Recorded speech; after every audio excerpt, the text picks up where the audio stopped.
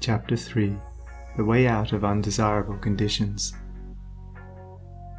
Having seen and realized that evil is but a passing shadow thrown by the intercepting self across the transcendent form of the eternal good, and that the world is a mirror in which each sees a reflection of himself, we now ascend, by firm and easy steps, to that plane of perception whereon is seen and realized the vision of the law.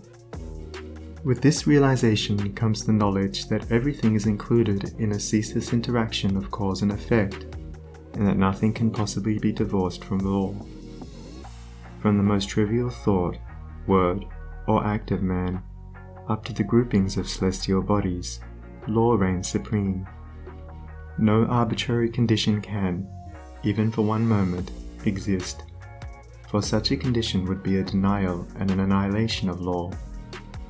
Every condition of life is, therefore, bound up in an orderly and harmonious sequence, and the secret and cause of every condition is contained within itself.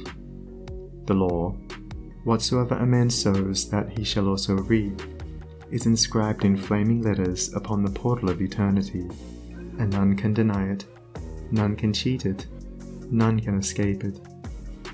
He who puts his hand in the fire must suffer the burning, until such a time as it has worked itself out, and neither curses nor prayers can avail to alter it. And precisely the same law governs the realm of mind. Hatred, anger, jealousy, envy, lust, covetousness, all these are fires which burn, and whoever even so much as touches them must suffer the torments of burning. All these conditions of mind are rightly called evil, for they are the efforts of the soul to subvert, in its ignorance, the law, and they, therefore, lead to chaos and confusion within, and are sooner or later actualized in the outward circumstances as disease, failure, and misfortune, coupled with grief, pain, and despair. Whereas love, gentleness, goodwill, purity, are cooling airs which breathe peace upon the soul that woes them, and, being in harmony with the eternal law, they become actualized in the form of health, peaceful surroundings, and undeviating success and good fortune. A thorough understanding of this great law, which permeates the universe, leads to the acquirement of that state of mind known as obedience. To know that justice, harmony, and love are supreme in the universe is likewise to know that all adverse and painful conditions are the result of our own disobedience to that law. Such knowledge leads to strength and power, and it is upon such knowledge alone that a true life and an enduring success and happiness can be built. To be patient under all circumstances, and to accept all conditions as necessary factors in your training, is to rise superior to all painful conditions, and to overcome them with an overcoming which is sure, and which leaves no fear of their return, for by the power of obedience to law they are utterly slain. Such an obedient one is working in harmony with the law, has in fact identified himself with the law, and whatsoever he conquers forever. Whatsoever he builds can never be destroyed. The cause of all power, as of all weakness, is within. The secret of all happiness, as of all misery, is likewise within. There is no progress apart from unfoldment within, and no sure foothold of prosperity or peace except by orderly advancement in knowledge. You say you are chained by circumstances.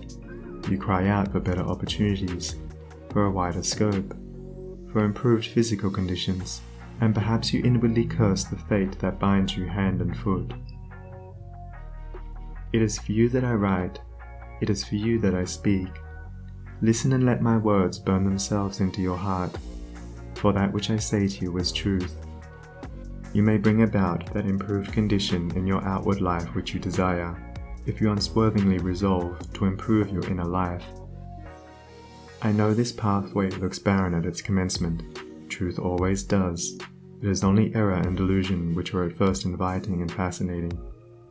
But if you undertake to walk it, if you perseveringly discipline your mind, eradicating your weaknesses, and allowing your soul forces and spiritual powers to unfold themselves, you will be astonished at the magical changes which will be brought about in your outward life. As you proceed, golden opportunities will be strewn across your path, and the power and judgment to properly utilize them will spring up within you. Genial friends will come unbidden to you. Sympathetic souls will be drawn to you as the needle is to the magnet, and books and all outward aids that you require will come to you unsought.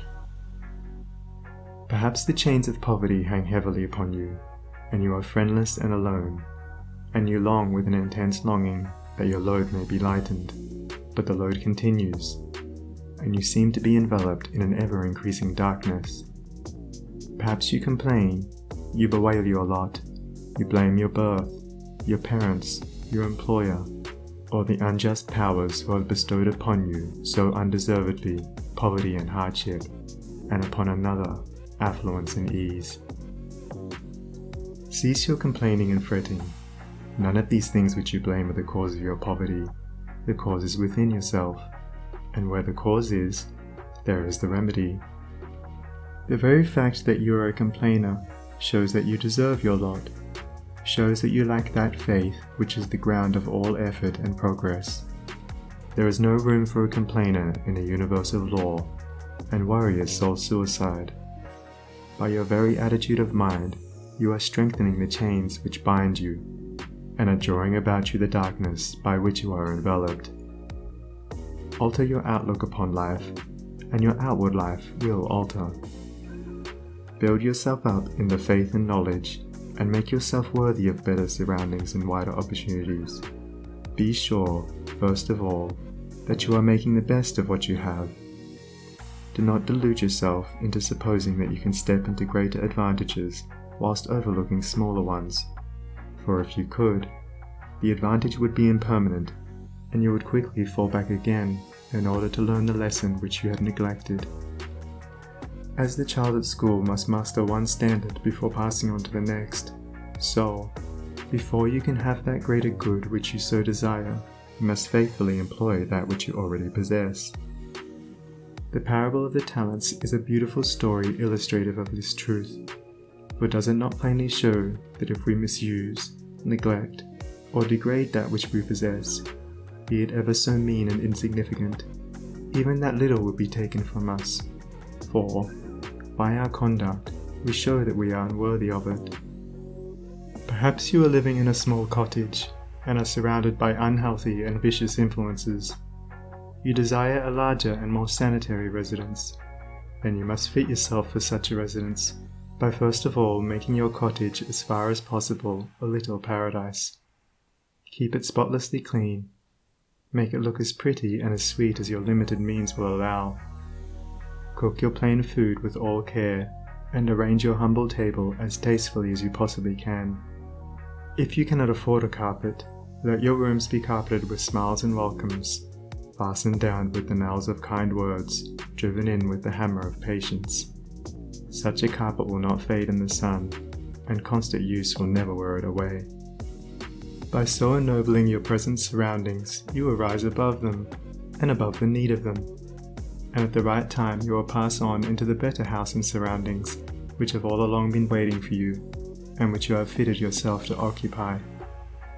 Perhaps you desire more time for thought and effort, and feel that your hours of labor are too hard and long. Then see to it that you are utilizing to the fullest possible extent what little spare time you have. It is useless to desire more time if you are already wasting what little you have, for you would only grow more indolent and indifferent. Even poverty and lack of time and leisure are not the evils that you imagine they are, and if they hinder you in your progress, it is because you have clothed them in your own weaknesses, and the evil that you see in them is really in yourself. Endeavor to fully and completely realize that in so far as you shape and mold your mind, you are maker of your destiny, and as, by the transmuting power of self-discipline, you realize this more and more, you will come to see that these so-called evils may be converted into blessings. You will then utilize your poverty for the cultivation of patience, hope and courage. and your lack of time in the gaining of promptness of action and decision of mind, by seizing the precious moments as they present themselves for your acceptance. As in the rankest soil the most beautiful flowers are grown, so in the dark soil of poverty the choicest flowers of humanity have developed and bloomed. Where there are difficulties to cope with and unsatisfactory conditions to overcome, there virtue most flourishes and manifests its glory. It may be that you are in the employ of a tyrannous master or mistress, and you feel that you are harshly treated. Look upon this also as necessary to your training. Return your employer's unkindness with gentleness and forgiveness. Practice unceasingly patience and self-control.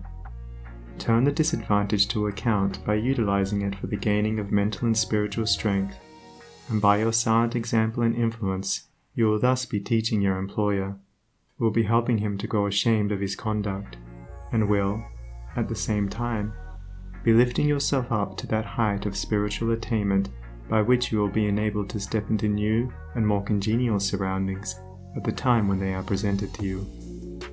Do not complain that you are a slave, but lift yourself up, by noble conduct, above the plane of slavery. Before complaining that you are a slave to another, be sure that you are not a slave to self. Look within, look searchingly, and have no mercy upon yourself. You will find there, perchance, slavish thoughts, slavish desires, and in your daily life and conduct, slavish habits. Conquer these. Cease to be a slave to self, and no man will have the power to enslave you. As you overcome self, you will overcome all adverse conditions, and every difficulty will fall before you. Do not complain that you are oppressed by the rich. Are you sure that if you gained these riches you would not be an oppressor yourself? Remember that there is the eternal law, which is absolutely just, and he who oppresses today must himself be oppressed tomorrow, and from this there is no way of escape. And perhaps you, yesterday, in some former existence, were rich and an oppressor, and that you are now merely paying off the debt which you owe to the great law. Practice, therefore, fortitude and faith. Dwell constantly in the mind upon the eternal justice, the eternal good. Endeavor to lift yourself above the personal and the transitory into the impersonal and permanent. Shake off the delusion that you are being injured or oppressed by another, and try to realize, by a profounder comprehension of your inner life and the laws which govern that life, that you are only really being injured by what is within you. There is no practice more degrading, debasing, and soul-destroying than that of self-pity. Cast it out from you. While such a canker is feeding upon your heart, you can never expect to grow into a fuller life. Cease from the condemnation of others, and begin to condemn yourself. Condone none of your acts, desires, or thoughts that will not bear comparison with spotless purity, or endure the light of sinless good. By so doing, you will be building your house upon the rock of the eternal, and all that is required for your happiness and well-being will come to you in its own time. There is positively no way of permanently rising above poverty, or any undesirable condition, except by eradicating those selfish and negative conditions within, of which these are the reflection, and by virtue of which they continue. The way to true riches is to enrich the soul by the acquisition of virtue. Outside of real heart virtue, there is neither prosperity nor power, but only the appearances of these. I am aware that men make money who have acquired no measure of virtue, and have little desire to do so, but such money does not constitute true riches, and its possession is transitory and feverish. Here is David's testimony. For I was envious at the foolish when I saw the prosperity of the wicked. Their eyes stand out with fatness, they have more than heart could wish. Verily I have cleansed my heart in vain, and washed my hands in innocence. When I thought to know this, it was too painful for me, until I went into the sanctuary of God. Then understood I their end. The prosperity of the wicked was a great trial to David, until he went into the sanctuary of God, and then he knew their end. You likewise may go into that sanctuary. it is within you.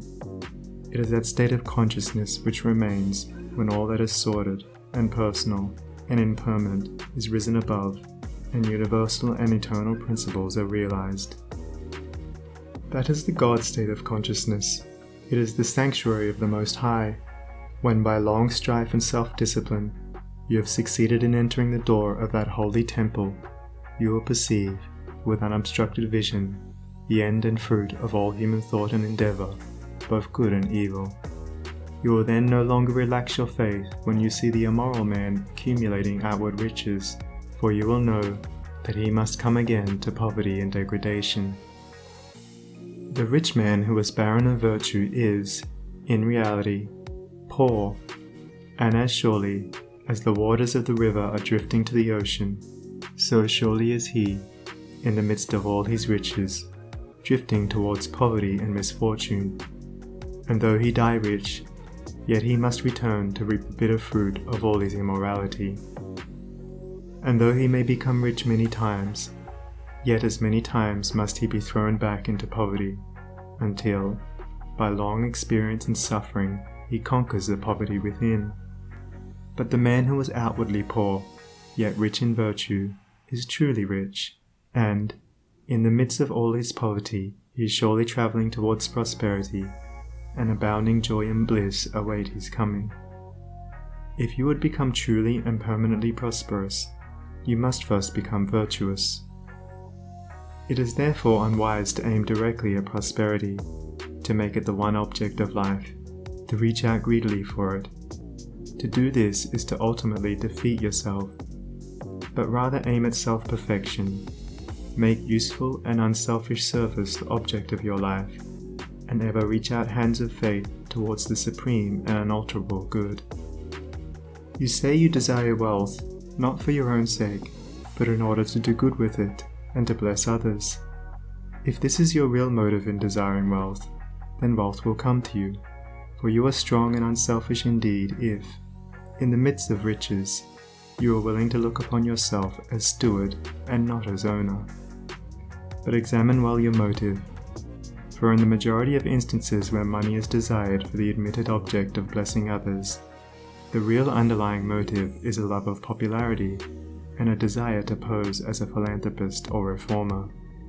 If you are not doing good with what little you have, depend upon it, the more money you got, the more selfish you would become, and all the good you appeared to do with your money, if you attempted to do any, would be so much insinuating self-laudation. If your real desire is to do good, there is no need to wait for money before you do it. You can do it now, this very moment, and just where you are. If you are really so unselfish as you believe yourself to be, you will show it by sacrificing yourself for others now. No matter how poor you are, there is room for self-sacrifice, for did not the widow put her all into the treasury? The heart that truly desires to do good does not wait for money before doing it, but comes to the altar of sacrifice and, leaving there the unworthy elements of self, goes out and breathes upon neighbor and stranger, friend and enemy alike, the breath of blessedness. As the effect is related to the cause, so is prosperity and power related to the inward good, and poverty and weakness to the inward evil. Money does not constitute true wealth, nor position, nor power, and to rely upon it alone is to stand upon a slippery place. Your true wealth is your stock of virtue, and your true power, the uses to which you put it. Rectify your heart, and you will rectify your life.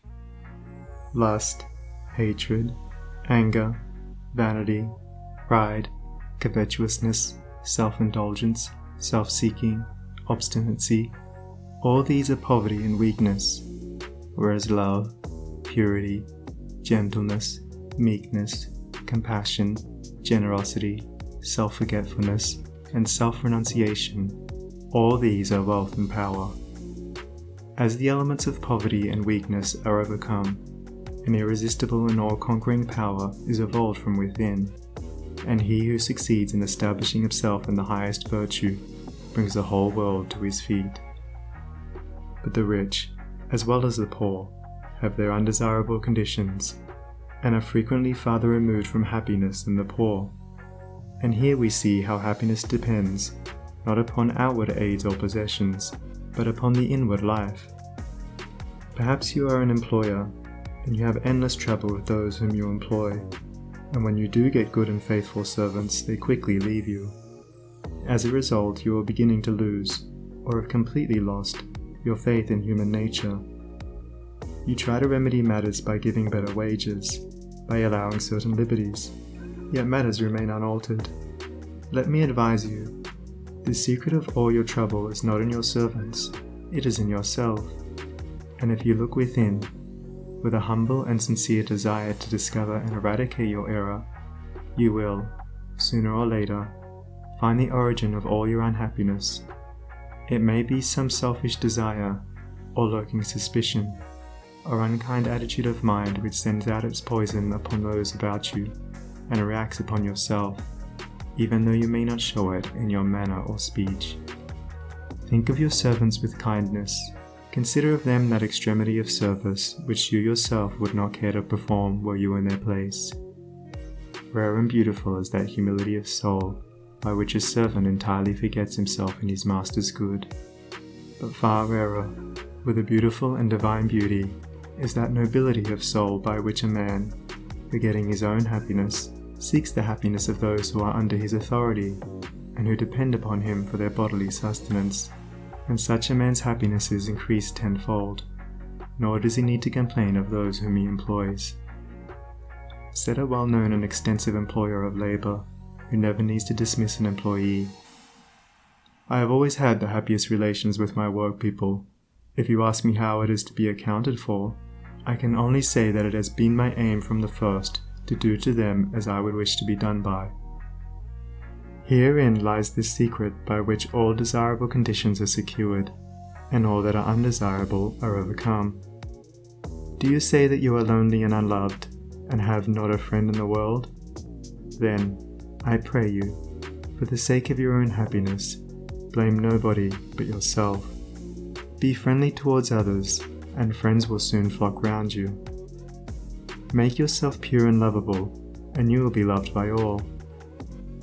Whatever conditions are rendering your life burdensome, you may pass out of and beyond them by developing and utilizing within you the transforming power of self-purification and self-conquest.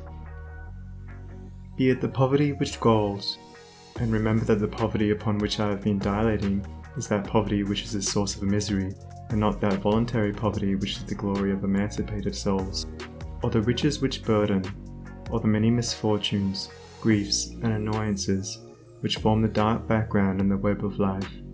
You may overcome them by overcoming the selfish elements within which give them life. It matters not that by the unfailing law there are past thoughts and acts to work out and to atone for, as, by the same law, we are setting in motion, during every moment of our life, fresh thoughts and acts, and we have the power to make them good or ill.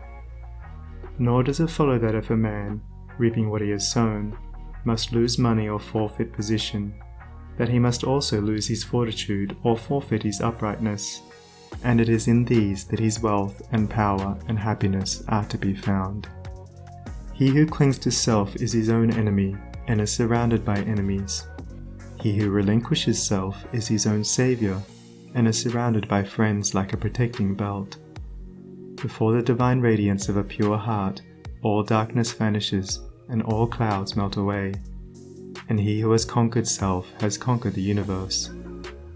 Come, then, out of your poverty, come out of your pain, come out of your troubles, and sighings, and complainings, and heartaches, and loneliness, by coming out of yourself. Let the old tattered garment of your petty selfishness fall from you, and put on the new garment of universal love. You will then realize the inward heaven, and it will be reflected in all your outward life.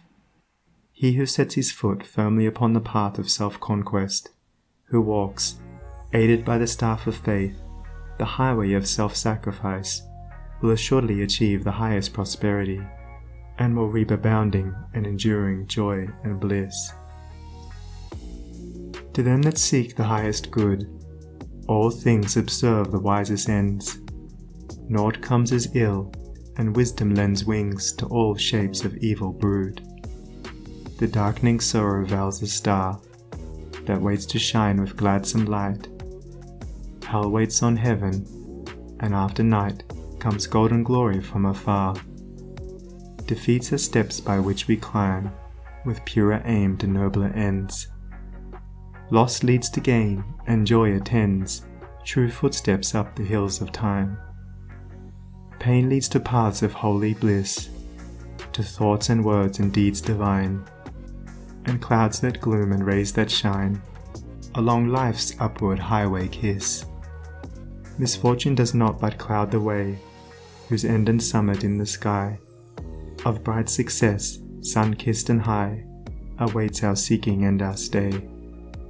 The heavy pall of doubts and fears that cloud the valley of our hopes, the shades with which the spirit copes, the bitter harvesting of tears, the heartaches, miseries and griefs, the bruisings born of broken ties, all these are steps by which we rise to living ways of sound beliefs. Love, pitying, watchful, runs to meet the pilgrim from the land of fate. All glory and all good await the coming of obedient feet.